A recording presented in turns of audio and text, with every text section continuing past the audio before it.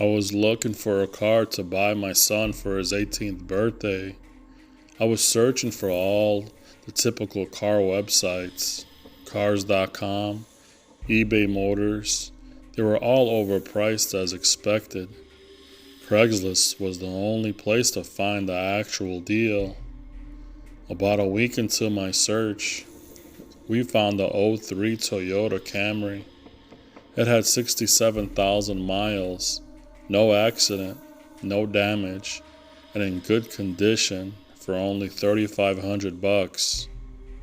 This seems like a steal for such a reliable car with such low mileage. The seller lived about 10 miles from me, which was a reasonable drive when looking for a car. I gave him a call to set up a time to check it out. The man sounded normal on the phone. He assured me that there was no problems with the car. He introduced himself as Bob. I brought along $3,500 in cash, even though I planned on wiggling down the price as much as possible. I pulled up on a dirt road to Bob's property about 15 minutes early. It was a tiny little house with a decent-sized property, only because it was a bit far from the nearest neighbors. The garage was open, so I walked over to see if anyone was inside. But, except for an unusual amount of car parts, it was empty. The car was nowhere in sight.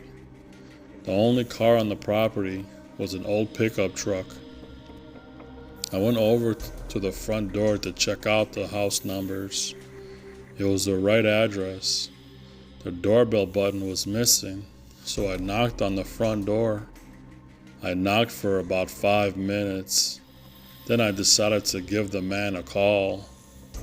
So I dialed his number, and I heard the sound of a cell phone ringing from inside. I was extremely confused at this point. Now I knew I had the right house.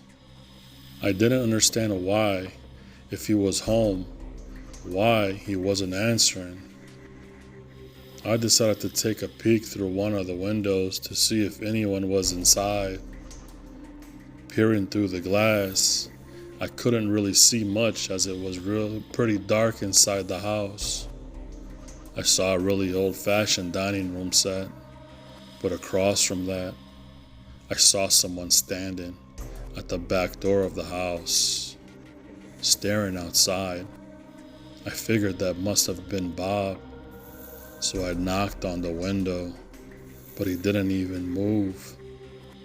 There was no gate or anything to the backyard. There was just a wide open yard.